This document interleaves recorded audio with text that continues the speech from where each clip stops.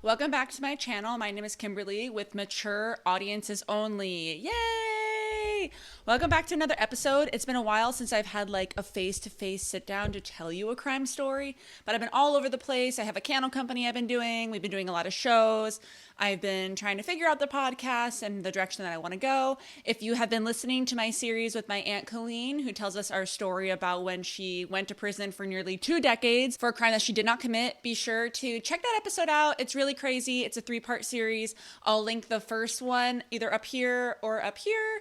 And yeah, but thank you so much for joining me today. If you're new here, hi, my name is Kimberly. I have a master's degree in criminal justice, and I also have a bachelor's degree in psychology. So I know a little bit about this stuff. And instead of getting a good job somewhere, I want to stay here and just look at a camera and talk to you guys. But, just kidding. Right. Anywho, we have a super spooky story today. Most of us have seen the movie Jeepers Creepers, and if you haven't, you totally should watch at least the first and the second movie. The other ones, it totally has trailed off into like a couple different movies in the series. I haven't seen those ones, but the first and the second one, so awesome. But if you have, you probably remember it. It's about the gargoyle that is basically spawned from hell. And every 23 years, it gets to come out and feast on the organs and the limbs of human beings for 23 days. And so, yeah, it's actually pretty spooky, super good. I love it if you're a horror fan. You like scary movies? Uh-huh. But what if I told you that this series was actually based on a true story? Ooh, spooky. Okay, no, not the part with the flying gargoyle with the wings. But remember the part in the beginning where they see him dumping the creepy body down the drain? That, my friends, is based on a true story and actually happened. So stick around to hear the whole story of the real crime that took place in Detroit, Michigan. Just kidding. It is actually a suburb of Detroit, Michigan. But doesn't everything happen in Michigan? All the crazy stuff? Just kidding. I have family in Michigan. Totally love Michigan. I've been there many times. There's cool parts. There's bad parts. I mean, I live in California, and trust me, we don't have the best parts out here. Hi, Luigi. Luigi pulled a super fast one on me today. Once again, he's a champion at this. He ate all of his food, and then immediately after, he barfed it all up. So, scary movies are beloved by horror fanatics all around the world. The adrenaline rush that we receive from seeing a good old nasty gusher slasher film, we keep on coming back for more. Like, I want to hurt more. The last time I did it, being too scared to sleep, it just wasn't enough. And honestly, like, I do the same exact thing. I'll be at home alone because I live with my boyfriend. He'll be at work or he'll be off with friends, and I'll be perusing Hulu or Netflix, and then I'll see a new spooky movie on there, and I'm like, Home Alone, it's dark, is this the best idea? And I'll think about it, and I'm like, yeah, this is actually an awesome idea. And by the end of the movie, I'm too afraid to open our own bedroom closet anymore until my boyfriend gets home. Anyone else? Is that just me? Yeah. Honestly, if I'm being serious, the monster movies aren't the ones that scare me as much. It's mainly like paranormal and ghostly movies. Probably because of like the real life aspect to it. Like, knock on wood, ding, ding, ding, ding. I haven't seen any ghosts, but I think just the fact that it totally could happen and how freaking freaked out I would be if I did see a ghost in like real time, would totally panic. So I think over like a monster or a gargoyle or even zombies, like I know there's real life implications to that potentially, but honestly, yeah, I think it's the ghost ones that freak me out the most. So those are the ones totally where I'm like not sleeping at night. However, there's not just like no reason. My cat's like, who the hell are you talking to? You're so handsome. He's like, I know I'm a god. So part of the release of indulging in these scary movies is knowing it's just a scary movie, right? Like, this is just a movie. Well, my friends, what about when a movie is actually based off a true story? Does this cathartic experience sort of end? Do we actually become frightened of this movie? Or are we still detached with the aspect that this is a fictional story versus, whoa, this actually happened in real life? Well, buckle up, my friends, because today's topic is kind of flirting with both. The movie we're talking about today is Jeepers Creepers. Jeepers, Jeepers. Directed by Victor Salva, it told the story of a brother and sister who, might I say, while you're watching the movie, I'm getting like sexual undertones between the two. It could be that Justin Long and the actress, I don't know her name, I'm sorry, she's gorgeous, aren't actually related in real life, but they had like a weird kind of like sexual tension kind of a thing going in it. But this movie was also made in the 90s or in the very early 2000s. I feel like everyone was sexy in these movies and all of that. So it could just be that. I digress. Has nothing to do with this story. The story goes that the pair are being stalked by a demonic flesh-eating creature nicknamed the Creeper, who embarks upon an eating spree every 23 years for 23 days. Spooky. And so it's hard to imagine that such a ghoulish premise could at all be inspired by real life events. But all evidence points towards this being the actual case. Say what? Based on a true story, you're telling me that the same story that has a flying gargoyle and he's eating people's flesh and he's ripping off people's body parts, you're telling me that was based on a true story? No, I'm totally not. So yeah, the whole part with the gargoyle and the flying and the craziness and he smells your fear, and especially in the first movie, he's like, all of that is not inspired by a true story. Maybe folklore? Possibly. I mean, there's, obviously undertones of that. However, remember possibly actually the best part of the entire series, potentially the most eerie and spooky part in my own opinion, and very well written.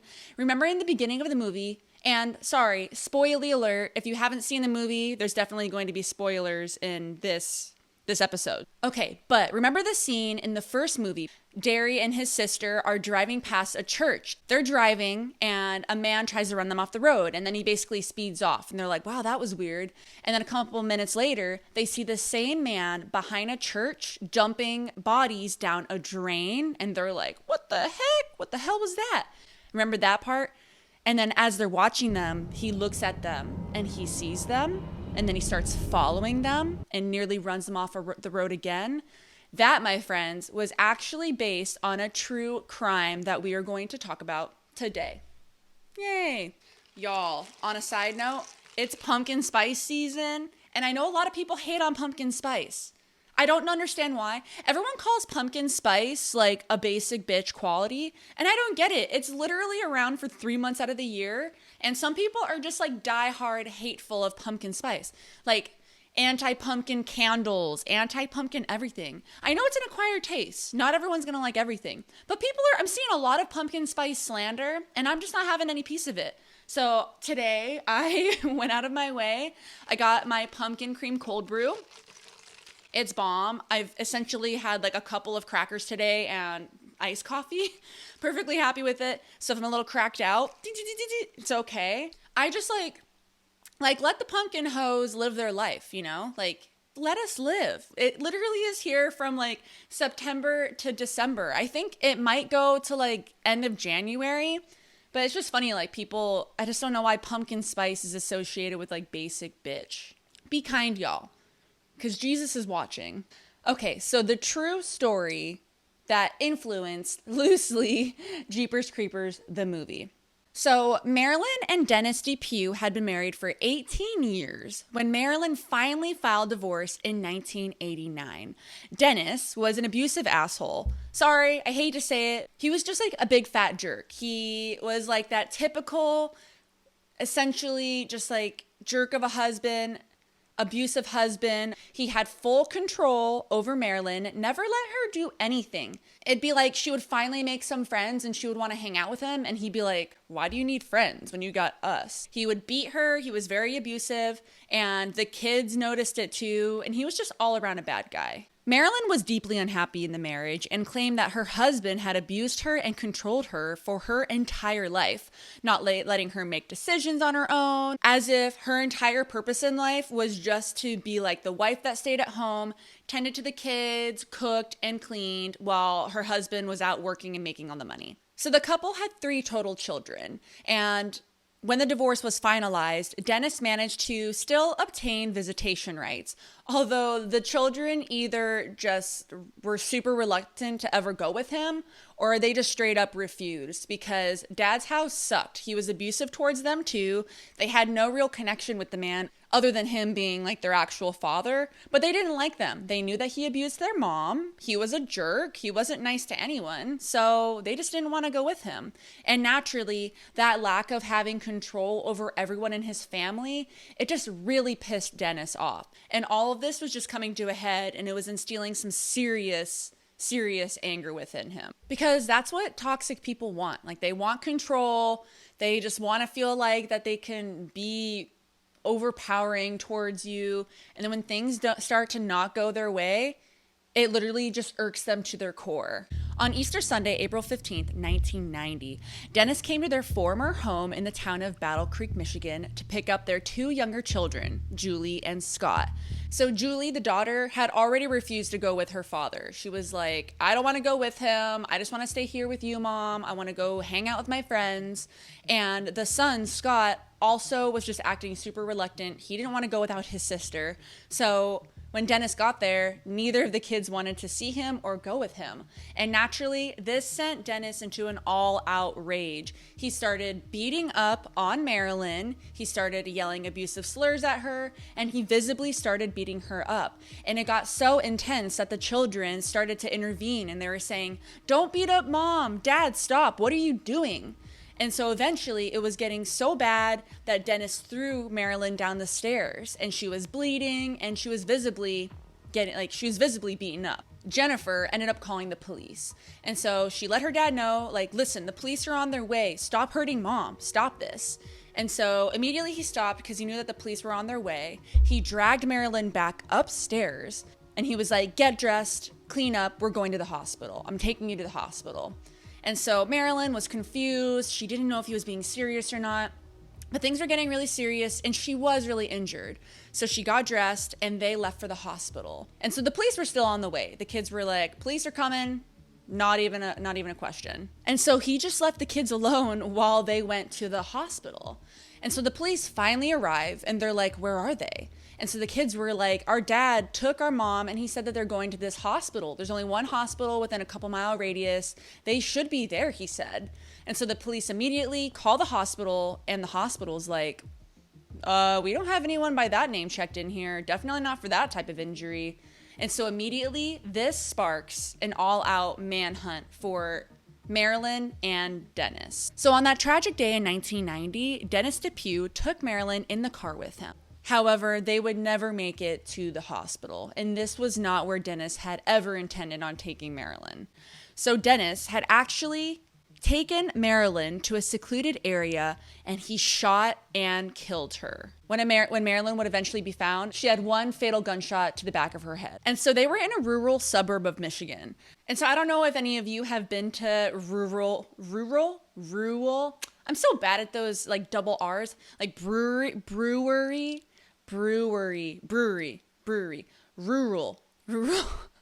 I'm bad at those. It's just supposed to flow off the tongue. Rural. Okay. They went to a suburban rural area in the middle of Michigan. So I think just like lots of trees, like kind of swampy, big plains, just not a lot of people around is what I'm trying to say. But so he put her body in the car, and he drove her to a secluded area behind an old abandoned schoolhouse. Okay, it was in the middle of nowhere, like an old brick schoolhouse, if you can imagine. So he found anything that he could find to cover the body, and the closest thing that he could find was a white blanket. So he wrapped her body in the blanket and put it inside the car, and he began driving around the area to look for a place that he could essentially hide Marilyn's body. Later that day, siblings Roy and Mary Thornton decided that they actually wanted to go for a ride in the country. It was a beautiful day out. They honestly went for country rides just every weekend. Honestly, there wasn't a whole lot to do in that like part of the country. So it was just like their normal Saturday, Sunday thing. They would go out for a ride, enjoy the scenery, maybe go to the market, just minding their own business, right? They were driving around the countryside, minding their own business, when a speeding van whizzed by them on Snow Perry Road, nearly running them off the road, they said. So this person was randomly just sped right up to them, was tailing their butts and just like driving super erratically.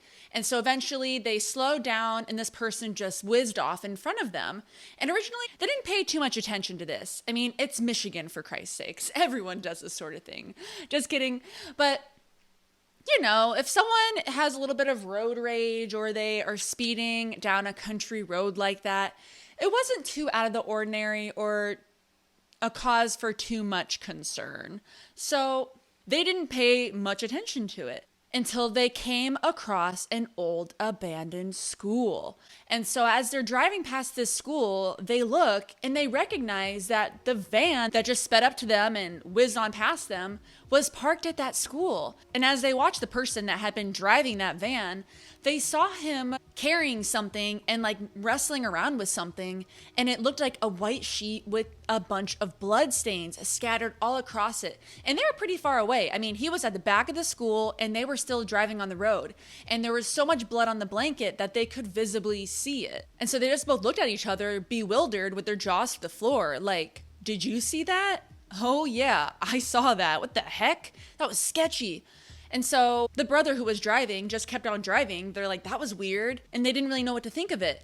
And then the sister turns behind and she notices that the driver had gotten back in his car and he was now driving behind them again. And he was coming up fast. He was doing the same thing. He was speeding up behind them. And so at first they thought, okay, maybe this is just a coincidence. It's a two-way road, only one lane on each side. So literally, there's only a 50-50 chance that he could be going either that one direction or that he could be going the other way. And so they turned their head to look behind him, and he was actually speeding up behind them.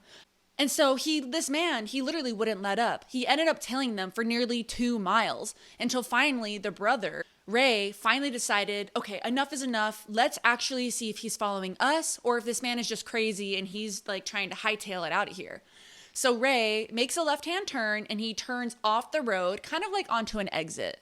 And so by this time they were totally freaked out and they're just kind of sitting there like, what did we just see? Is something totally wrong going on? And so they kind of just slowed down and just thought about what had just transpired. You like that use of that word? Transpired. What had just transpired? I feel like crime shows and just people in general always use that word. And then that is where the criminal acts transpired. They were just sitting there and they're like, you know what? Let's go turn around. I don't really want to be involved in this guy's business, but I just got to see like what this guy is about. So they turn around and they go back into the exit that they had just come off of. And so literally not too far up the road, they see the owner of the van and he had actually pulled off the road. So they turn in that direction and they're like, okay, like let's just cruise by him. We're not going to talk to this dude, but I just want to see like what this guy's about, what he's doing. Why is he off on the side of the road? And so they casually drive by him and then they see that just in plain daylight, this man is changing the license plates on the car. He's literally getting down on his knees and he's changing the plates. And they're like, holy cow. And so they drive past them. And as they get closer, the sister sees that the front passenger side door is wide open and she sees blood splattered all over the passenger side door. And as they drive off, she's like, did you see that? There was blood on the side of the door and he's changing his plates. Oh, no. Like, this is sketchy. And so the brother agrees, like, oh my gosh, totally. We need to call the police. And then they're driving and they're like, okay, like, let's just get away from this guy and then we'll call the police. And then just like nosy siblings do, they look at each other and they're like, man, that was really sketchy. Yeah, that was so scary. Yeah, that was like the craziest thing we've ever seen. Do you want to go look at what he was dumping behind the school? And the sister's like, yep, let's go look at it.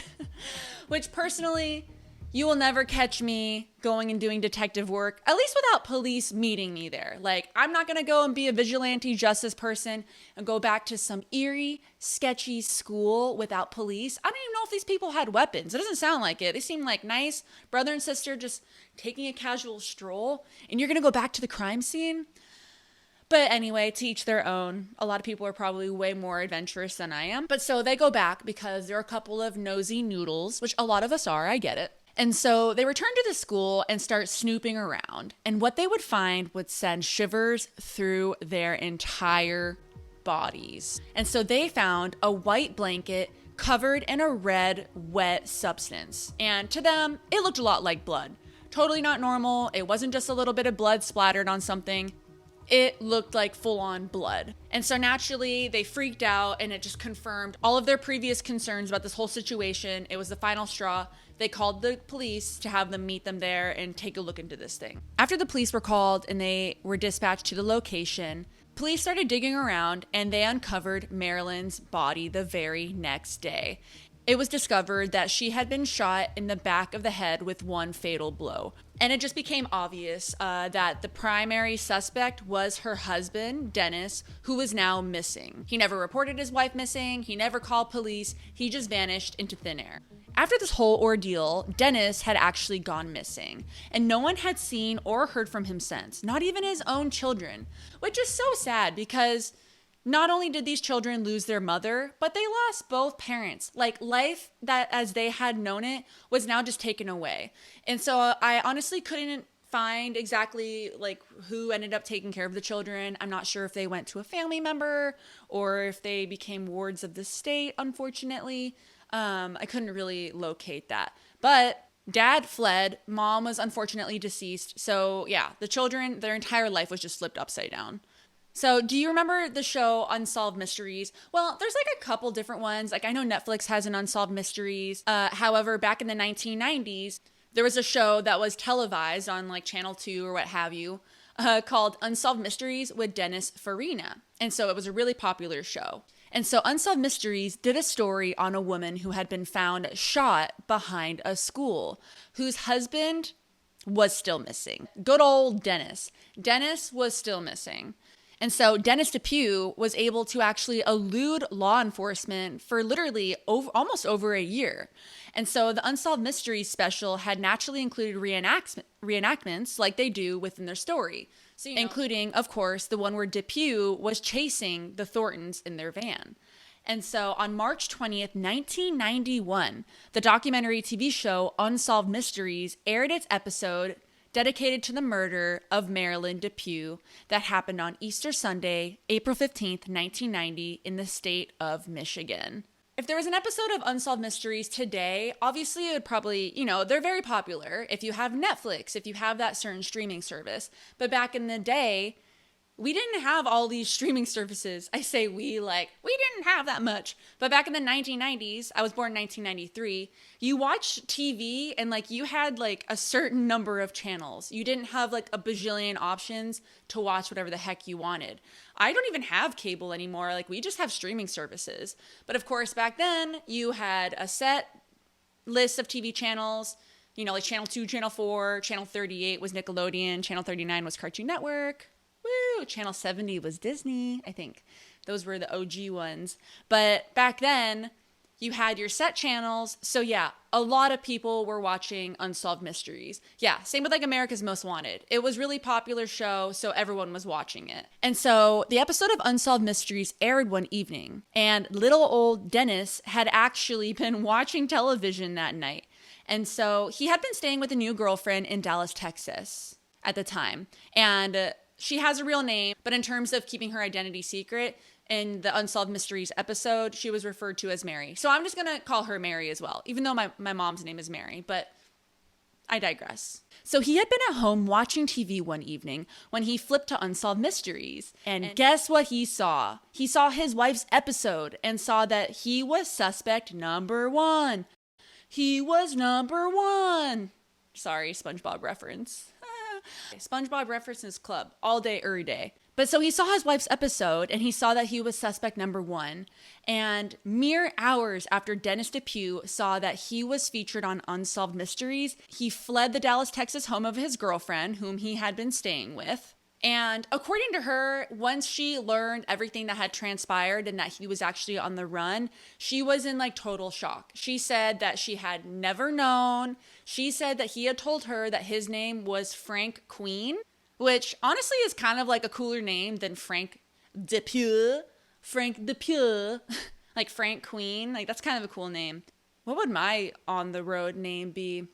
I would choose something super skanky, like Lavender Storm or something, like very unsuspecting. Yeah, I'd be like, my name is Lavender Storm. Lavender Storm. She spoke out about her experience to Unsolved Mysteries, and she just said, yeah, that he had totally lied to her. She thought that they were in a loving relationship, and that she just, yeah, had no clue that he was on the run and that he wasn't this murderer.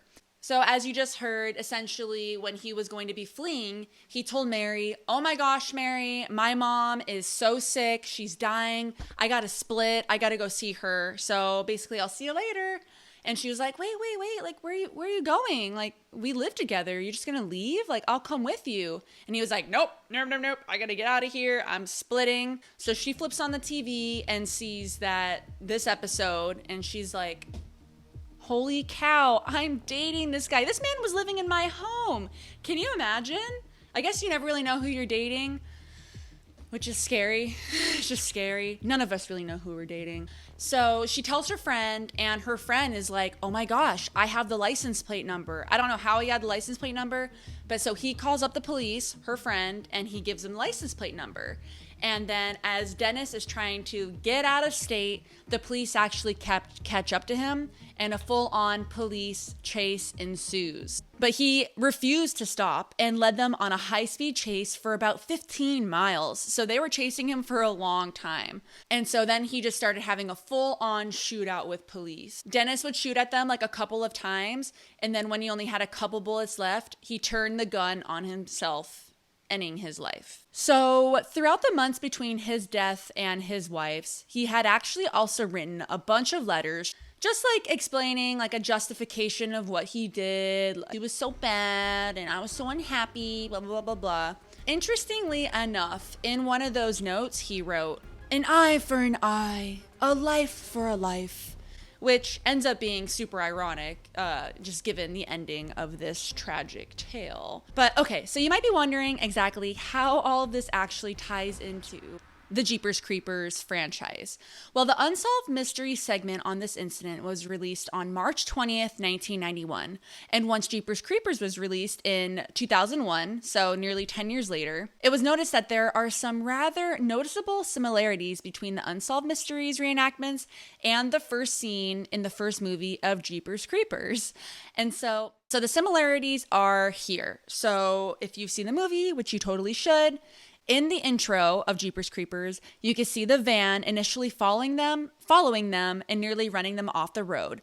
Very similarly to the actual real life incident with the Thorntons and Dennis Depew. Additionally, when Justin Long and his sister see a mysterious spooky man dumping the body behind the church, this can also be seen as a similarity to the real life reenactment when the Thorntons see Dennis getting up to no good behind the abandoned schoolyard. And then, of course, the brother and the sister getting a little bit snoopy and wanting to go back to the schoolyard or the church in the movie to go investigate, and then them finding bodies wrapped in blankets. So you can see there's definitely similarities between the two stories. So this is where the basis of somewhat loosely based on true events comes from. Hopefully it just confirms for you that this actually was a very creepy situation. However, yes, they're more circumstantial than anything else, so we can only state that the murder did inspire some parts of the movie's plot and nothing more. But yeah, all right, folks. Thank you so much for joining me today. If you enjoy this type of content and you enjoy hanging out with me, please be sure to show us some love and hit like, and also please subscribe to our channel. I know it's super duper annoying, but it really does help with the algorithm and allowing us to pop up on people's feeds so we get noticed and so we can continue making these types of videos. Anywho, folks, thank you so much for joining me. It's been a lot of fun. Until next time, be safe, but don't be too safe. I don't know what I mean by that. Hopefully you have a good weekend. I am going to Wild Rivers this weekend. I haven't been since I was like 10 years old.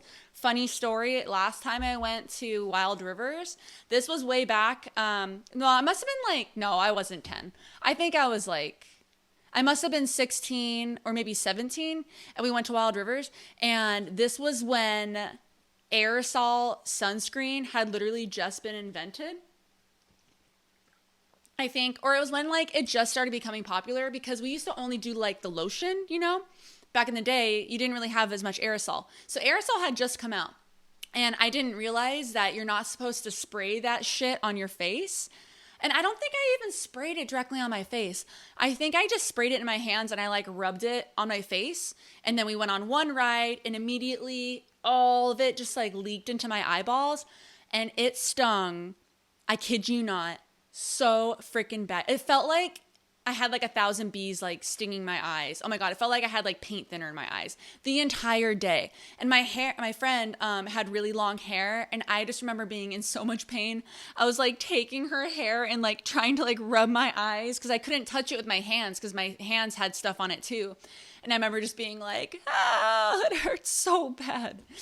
So that was the last time I went to Wild Rivers. So hopefully we'll have a better experience than last time. But I'm excited. I'm excited to get my wet and wildness on. So yeah, hopefully you have a wonderful weekend. I'll let you know how Wild Rivers goes. I'm going to be like, move over, little boy. I want to get on the slide. It's my turn. I'll see you. We will talk very soon. Bye-bye.